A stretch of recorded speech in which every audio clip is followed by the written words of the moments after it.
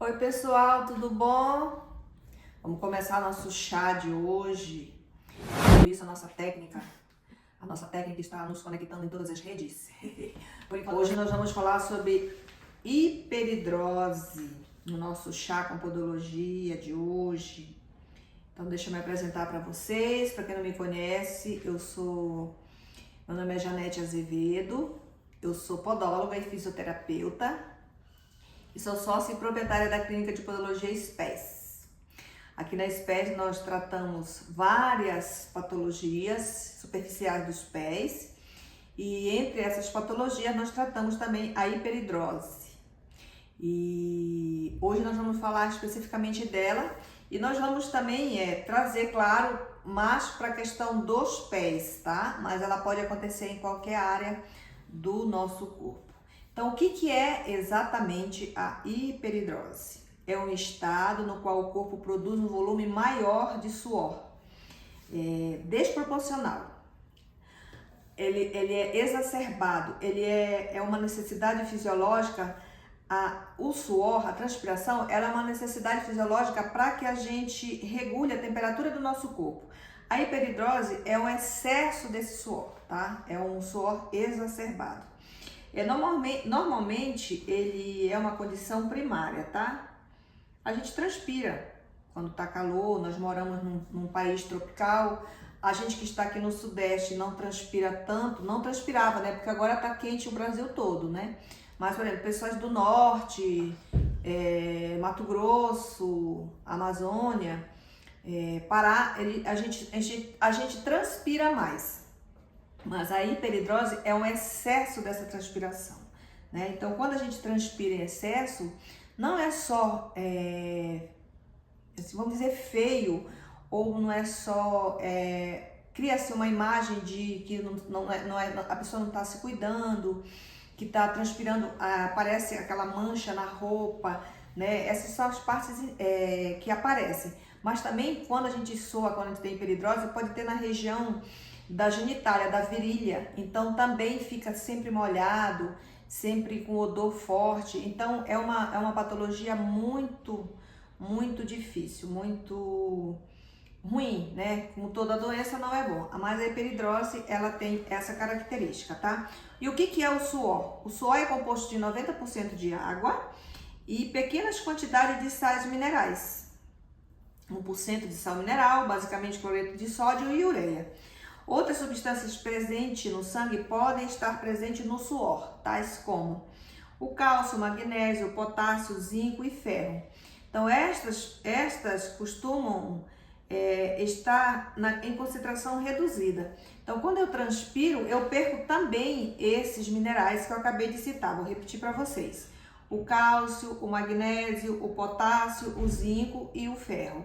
Eu posso perder quando eu tenho um excesso de suor. Que nem eu falei antes, não é só aparente que a gente tá doente, né? Não é só aparência ruim de você estar sempre com a camisa molhada na região das axilas, na região das costas.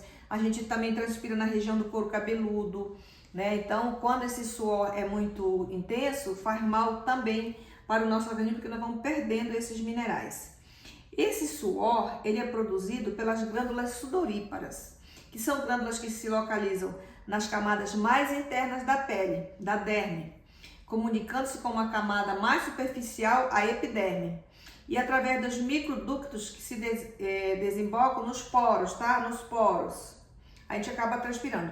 Eu ainda não tenho, mas eu terei uma tecnologia que quando eu estiver falando para vocês, que nem agora eu tô falando da pele, eu vou colocar a imagem assim, ó, gente, aqui é o pelo, aqui é a epiderme, tá? Mas eu consigo colocar para vocês do YouTube. Então, vocês que estão me seguindo aí no YouTube, eu consigo colocar a imagem da pele para vocês terem uma noção do que eu tô falando, né? Porque a gente falar é uma coisa, agora, quando a gente mostra a imagem, a gente fixa melhor, tá bom? Então, a pele, aí tem lá dentro, tem as glândulas, tá? Sudoríparas e o furículo piloso. É ele que puxa o suor para cima. Tá bom, mas na região que tem pele. E na região que não tem pele, que não tem poro, Janete? Por exemplo, no pé. O pé não tem pelo. E como que é que transpira lá? Eu vou falar para vocês daqui a pouco. Vamos fazer primeiro a introdução, né, para vocês terem entendimento do que é a patologia, para depois a gente puxar lá para os pés. Como eu falei antes, o suor ele é uma regulação da nossa temperatura. Ele controla, né, essas glândulas elas controlam a temperatura do nosso corpo. Então elas são termossensíveis, né? Então elas vão controlar os neurônios termossensíveis que estão normalmente esses neurônios normalmente eles são direcionados, eles são guiados pelo hipotálamo, tá? Então a hiperidrose é tudo isso aí que eu falei para vocês. Qualquer ponto do corpo pode ser afetado pela hiperidrose, que nem eu falei, as costas, a região palmar, a região plantar, a face, as axilas, são partes muito comuns que a gente pode ter hiperidrose. Mas por via de regra, ela é uma sudorese focal, acometendo apenas uma área do corpo. Então quem tem hiperidrose nas axilas, geralmente não tem na região plantar. Quem tem nas costas não vai ter na região palmar. Quem tem na face e assim sucessivamente, tá? Então ela é bem direcionada. E tem pessoas que transpiram normalmente muito, que estão com o corpo todo cheio de suor. Mas aí eu vou mostrar para vocês como que a gente faz o diagnóstico. Quem que faz o diagnóstico disso e como que a gente trata, né? Atualmente os critérios para a gente dizer se é hiperidrose ou não, o médico vai observar o seguinte: a sudorese focal excessiva com mais de 6 meses de duração e sem causa aparente. Quer dizer, do nada eu apareci com uma hiperidrose na minha axila ou na minha virilha, começou a transpirar muito e já faz mais de 6 meses. Aí é uma das características. Ela é bilateral e simétrica, acomete ambas as mãos, os pés e as axilas. Então ela é bilateral, dos dois lados, tá? Ela atrapalha as atividades diárias. A sudorese excessiva ocorre pelo menos uma vez por semana, quer dizer, tem pessoas que não tem ela, não fica ali todo o tempo suando, né? Mas uma vez por semana tem aquele excesso de suor. O início do quadro é antes dos 25 anos de idade, quer dizer, lá na fase, quando está entrando na fase adulta, você já apresenta esse quadro. Ela pode ser também de um histórico familiar, o pai teve, a mãe teve, ou o vô tinha, alguém da família tem, e aí a pessoa acaba tendo também. Cerca de 2% só da população apresenta critérios para diagnóstico de hiperidrose, tá? Então você vê que não é uma coisa muito comum. Pessoas de origem asiática, principalmente japoneses, têm um risco maior de apresentar essa doença. A hiperidrose focal é mais comum em adolescentes e jovens. Menos de 5% dos casos inicia-se após a puberdade, o que faz com que todo adulto com quadro de sudorese excessiva de início recente seja investigado para doenças metabólicas ou uso de medicamentos, tá, gente? O uso de medicamento também pode dar uma hiperidrose. E ela costuma piorar nos períodos de calor, estresse emocional, mas muitos destes pacientes transpiram em todo momento, sem que haja fator desencadeante aparente. Apesar de não ser uma doença grave, que traga maiores complicações, a hiperidrose pode ser incômoda e atrapalhar a vida social e profissional do paciente, tá? O excesso de suor nas axilas pode manchar as roupas, como a gente falou lá no início. Às vezes a pessoa é limpinha, toma banho, troca o sapato, faz tudo que a gente vai fazer aqui. E ela aparece com essa mancha nas axilas, né? Ou nas costas, ou o cabelo está sempre transpirando. Então é uma das características da hiperidrose, isso faz com que incomode muito socialmente a pessoa. Enquanto o excesso de suor nas axilas pode manchar as roupas e ser esteticamente indesejável, como eu acabei de falar. Enquanto a transpiração nas mãos pode molhar papéis. Eu tenho uma paciente que ela tem hiperidrose, gente, que eu não uso o emoliente, não uso nada nos pés dela. Ela chega aqui, ela tira o sapato, tá molhado, tudo molhado. Ele brota assim, sabe, aqui dessa região dos pés, nessa região aqui, aquela água pinga. Então, quando eu vou fazer o procedimento, que ela fica tensa, ela diz assim: eu preciso que você me dê o papel. A mão e os pés molham como se eu tivesse jogado água nessa região. E não é da própria patologia dela, tá? Ela é difícil porque, por exemplo, no meu caso, que eu uso instrumentais, eu tô de luva, mas se eu tivesse uma hiperidrose, seria muito difícil eu usar a luva e usar os instrumentais. Então, ela é uma doença que atrapalha também nesse sentido. Além do constrangimento social, a hiperidrose favorece o aparecimento de algumas outras doenças de pele. Eu já avisei para vocês quais são as doenças que ela pode intensificar e pode ser um caminho para que você tenha essa doença, quem tem a hiperidrose, tá? Eczemas, verrugas, dermatite atópica, infecção fúngica nas unhas, frieiras, foliculite e odores desagradáveis. Porque, por exemplo, se você tem hiperidrose, você vai ter o famoso chulé, porque é uma proliferação de bactéria e vai ter um odor muito forte no pé. Você pode ter dermatite, você pode ter fraqueza nas unhas, porque fica sempre úmido, tá sempre molhado, né? Então as unhas vão quebrar mais facilmente. Você pode ter frieira aqui, ó, nessa região, aqui por cima, porque o excesso de líquido, o excesso de água nessa região faz com que possa acontecer isso, tá? Vocês viram que é um negócio bem difícil. Vou falar de algumas doenças. Eu tenho uma lista desse tamanho de doença, tá? Vou falar das mais conhecidas. E caso vocês tenham alguma dúvida, procura o dermatologista, endocrinologista, fala com o seu médico, fala com o seu clínico geral, tá? Conta pro médico. É muito comum a gente ir no médico, gente, esquecer um monte de coisa. Então anota num papelzinho. Eu tô nessa fase, eu escrevo tudo que eu tenho que perguntar pro médico. Eu vou pro médico semana que vem, eu já tô escrevendo hoje tudo que eu tenho que perguntar pra ele, porque senão chega lá e eu esqueço a metade. Ainda mais eu que falo que é o nome da cobra. O que causa a hiperidrose? A hiperidrose primária, ou seja, a hiperidrose sem causa aparente, costuma ser localizada e acometer apenas mãos, pés e axilas. Eventualmente, o excesso de suor na face, tá? E no crânio, no couro cabeludo, pode fazer parte desse quadro. Quando a hiperidrose é difusa, quer dizer que ela acontece em várias partes do corpo, ela inicia após a idade adulta e a gente precisa pensar em causas secundárias. Pode ser por conta de medicamento, pode ser por conta de doenças. Então, quais são as doenças que podem dar hiperidrose? Neoplasias, linfomas, diabetes, aí chega na nossa área da podologia, a gente sempre faz o curso de especialidade em diabetes. Quando a gente vai fazer a especialização em diabetes, a gente estuda também a hiperidrose no pé do diabético, no pé de risco, tá? Doenças de tireoide, tuberculose, HIV, pessoas soropositivas, que a gente não fala mais nisso comumente, mas ainda existe muita pessoa contaminada com HIV. Eu ajudo uma região aqui em Campinas, fica próximo do aeroporto Viracopos, e tem uma casa de mulheres, a maioria lá, 90% são mulheres, que são soropositivas. E algumas delas se infectaram através os maridos a infectaram, tá? Então, assim, a gente não fala do HIV, mas ele existe e ele tá aí. Você tem uma sobrevida, mas ele tá. Então, uma das doenças que pode acontecer de você ter hiperidrose por conta dessa doença é o HIV.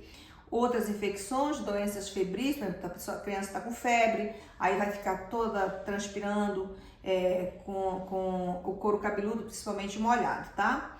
O alcoolismo crônico também é uma doença social que a gente não comenta, que todo mundo acha que é falta de caráter, e na verdade ele é uma doença. O alcoolismo é uma doença.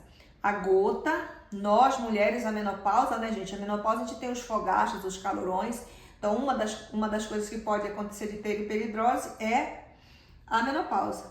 E medicamentos, que eu acabei de falar lá, que a gente ia falar de algum medicamento, né?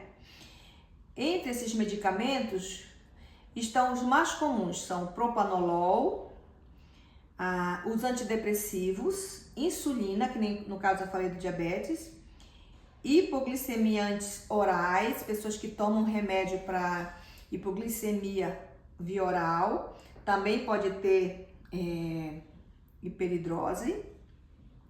o omeprazol, que também é muito comum tomar, e o tramadol. Tem uma lista desse tamanho, mas eu peguei os mais comuns que pode acontecer de você ter uma hiperidrose por conta deles, tá? Em geral, quando a hiperidrose está sendo provocada por alguma doença, o paciente já apresenta sintomas que nos ajudam a identificar a doença de base. Se o paciente apresenta uma febre, perda de peso, tosse, lesões na pele, etc., é fácil suspeitar o surgimento da hiperidrose, que a hiperidrose esteja relacionada com essa doença sistêmica, tá? E não seja um quadro primário. Uma hiperidrose que só surge durante o sono também sugere uma presença de uma causa secundária. A pessoa dorme, tá tudo bem, mas acorda encharcada. Então tem que ir no médico, tem que contar para o médico que está acontecendo esses episódios e ele vai investigar uma doença secundária que a gente fala. A hiperidrose é só um sinal, tá? Tá bom, mas aí eu tenho isso, eu não sei agora qual doutor que eu vou, como é que eu trato? Existem N tratamentos. Eu vou falar dos mais comuns que está no nosso meio, aqui que a gente convive mais na podologia, tanto na podologia quanto na físio. Vou falar dos mais comuns, tá, gente? Os antitranspirantes que a gente usa, porque a gente usa antitranspirante na axila, né?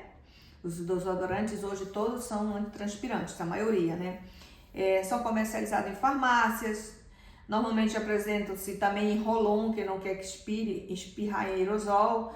São produtos que contêm sais de metais, normalmente sais de alumínio que obstruem os poros e as glândulas sudoríparas da pele. Esses produtos só funcionam no caso de hiperidrose branda. Então vamos lá, agora a gente vai falar de um efeito colateral desses desodorantes. É muito comum a gente ouvir o pessoal dizer, eu usava muito desodorante, apareceu os glândulos aqui, né, nessa região das axilas, e eu não percebi, e a gente está falando disso agora porque esse mês é o Outubro Rosa, mês da prevenção do câncer de mama, que é uma coisa que a gente tem que ir atrás e tem que verificar, tá bom? Então, um dos efeitos colaterais desse desodorante, porque eles vedam os poros das axilas, é desenvolver inflamação nesses glândulos, tá? Os antitranspirantes comuns, se os antitranspirantes comuns falharem, existem soluções mais potentes, como o cloreto de alumínio, o hexaidrato, em concentração que variam de 10% a 30%, que podem ser usados nas mãos, nos pés, tá? E nas axilas. O resultado costuma apresentar resultado em uma semana, mas é comum o tratamento precisar ser suspenso, porque eu acabei de falar. Agride a pele, irrita a pele, aí o médico vai lá e tira essa medicação. É o desodorante como um tratamento, tá? Os remédios anticolinérgicos são os grupos de drogas que agem inibindo os neurotransmissores, que estimulam a secreção do suor pelas glândulas sudoríparas. Atualmente é um tratamento pouco usado, devido ao elevado índice do efeito colateral e a baixa eficácia, como eu falei, tá? Não são tão usados porque eles diminuem só em 50% a eficácia do tratamento. Os pacientes que apresentam hiperidrose relacionada a estresse emocional, o uso de propanolol ou de ansiolíticos, como o diazepam, podem aliviar os sintomas, tá? Mas é isso aí quem vai dizer pra gente é o médico. Outro tratamento que é feito, lantoferese ou iantoforese, é usada para tratar a hiperidrose na região palmar e na região dos pés, tá? O tratamento consiste em um bloqueio temporário das glândulas sudoríparas dessa região, através de uma leve descarga elétrica emitida por um equipamento. Você vai ficar dentro da água, tá? O tratamento dura por volta de 30 minutos. O sucesso é de 85%, mas o resultado é temporário, tá bom? Então, quer dizer que estamos de novo, fomos lá fazendo tratamento, mas o problema está aqui. Os efeitos diversos da irritação da pele, o aparelho pode ser adquirido através de um devido treinamento, o paciente pode utilizar em casa, se o paciente puder comprar o aparelho. O mais comum que a gente tem no nosso meio, que da podologia, que a gente faz parceria com o pessoal da dermatologia. Então a gente indica esse paciente para o dermatologista, por isso que eu sempre falo para nossas colegas podólogas, profissionais da fisioterapia, que a gente trabalha em conjunto, tá, gente? Nunca trabalha sozinho. É que nem Jesus falou, vão de 2 em 2, tá? Quem vai sozinho sempre se lasca. Então vamos de 2 em 2, vou pegar mais um. Por quê?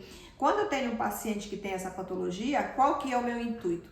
É resolver o problema desse paciente. Então ele chega aqui na podologia para mim, eu vou dizer, eu vou cortar sua unha, eu vou te dar o papel, que nem eu dou para minha paciente, secar, mas fica nisso, não vou resolver. Então se eu tenho um dermatologista da minha confiança, um clínico geral, um endocrinologista, eu vou vou encaminhar esse paciente para esse colega, né? Vou escrever lá um bilhetinho para ele, dizer por que ele me procurou e que eu estou indicando para ele fazer uma avaliação, tá? Então, o Botox é um recurso usado pelo dermatologista, tá, gente? Ele vai lá, vai aplicar na região que transmite o excesso e faz um bloqueio das glândulas sudoríparas, causando uma redução temporária na produção do suor neste local. Então, o Botox pode ser aplicado nas mãos, nos pés, nas axilas e na face, apresentando uma elevada taxa de sucesso, com efeitos que duram várias semanas. Às vezes a pessoa quer apresentar um trabalho, é um CEO, é um administrador, ou é um palestrante, ou tem um apresentador famoso da nossa maior rede de TV no Brasil, que ele teve que fazer uma cirurgia, porque quando ele apresentar o jornal nacional, ele aparecia com as axilas molhadas, camisas molhadas, né? Então ele fez o tratamento com Botox para melhorar isso daí. Qual que é o efeito colateral dessa indicação? São as furadas, né? A agulha, a necessidade de um médico com bastante treino para aplicar esse Botox. Por quê? Se ele não tiver treino para aplicar o Botox na região correta, ele pode atingir um músculo lá, um nervo, e fazer uma fraqueza muscular. Por exemplo, vai aplicar no pé. Vamos usar o pé, que é o nosso instrumento de pesquisa, né? Então, ele vai aplicar no pé, mas ele furou em algum lugar e ele danificou, ele agrediu o adutor do hálux. Aí o hálux não levanta, o dedo fica caidinho, tá? Fica uma fraqueza muscular pelo tempo de ação dele, tá? Outra, eu vou falar da cirurgia, que é um tratamento que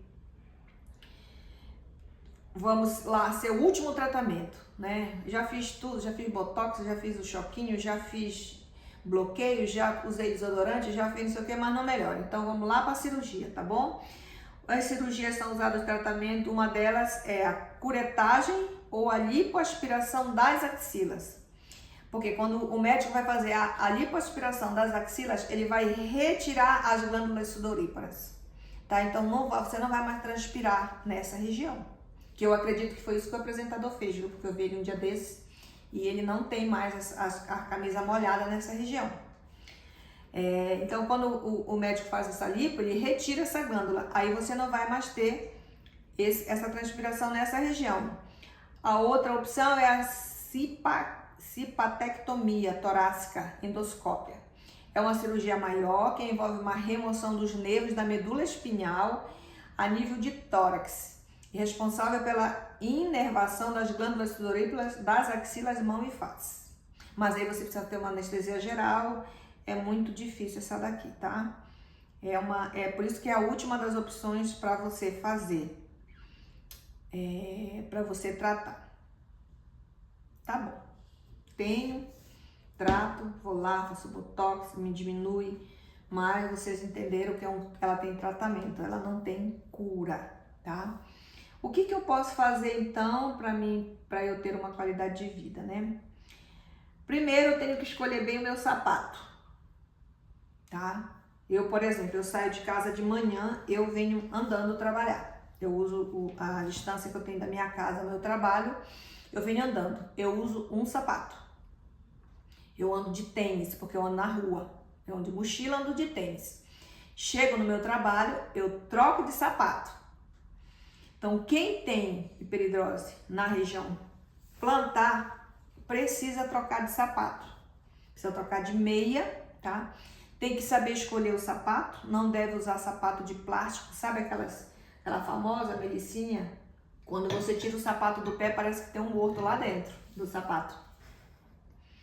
Tá bom? Então, quem tem esse problema não pode usar sapato de plástico, porque o plástico ele veda a circulação e por consequência disso o suor, a transpiração não seca. Então ele deixa os pés literalmente ensopados e com isso faz a proliferação de bactérias e vai aquela parte lá que a gente falou do cheirinho do chulé, né? Isso é muito comum, vocês já viram, quem tem adolescente em casa, quando o adolescente tira o sapato do pé, parece que ele matou alguém lá na lavanderia e escondeu o corpo. Isso é a proliferação de bactérias, tá? A gente trata, tá? Ele deve evitar também a base do sapato lisa, sabe? Deixa eu lembrar o nome do sapatênis, que tem aquela base lisa. Outro sapato que tem a base muito rígida, muito lisa, é o All Star, que a juventude, os meninos adoram, as crianças, os jovens adoram usar. Até eu tenho um, viu? Porque eu sou jovem é outros papos. Esses sapatos, eles têm a base muito reta, então se o pé tá transpirando e tá com a meia lá de nylon, que a gente vai falar lá na frente dessa meia, você vai escorregar. Então é fácil da gente cair, de escorregar, porque tá com o pé super molhado. A melhor opção, então, tem que ser um sapato que não seja tão reto, que seja antiderrapante e que tenha uma palmilha. Tem palmilhas aderentes, tá, gente? A gente aqui na clínica, a gente tem uma ala da fisioterapia que a gente produz palmilhas. Então, a gente faz análise de marcha e tal, e a gente produz essas palmilhas específicas. Uma palmilha que eu fiz, ó, tá prontinha. O paciente vai vir buscar amanhã, tá? Não tem hiperidrose, mas tem outras patologias que a gente trata aqui na clínica também. Então, os sapatos, a melhor opção são os sapatos que tem palmilhas antiderrapantes, tá? Então, não usar sapato de base reta.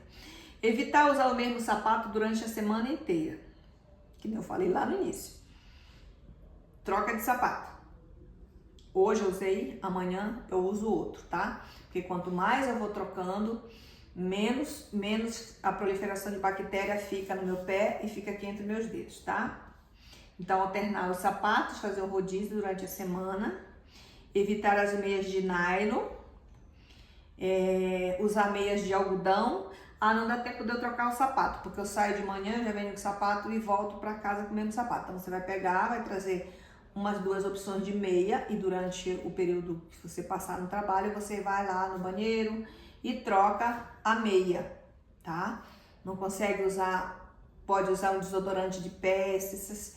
A gente tem aqui na clínica um que a gente criou com óleos essenciais e com os produtos para que tenha um odor melhor, né? Que quem tem a hiperidrose, você pode usar esse, você pode usar. Eu tô numa região que eu não alcanço as pés, não moro na região de Campinas, não sei.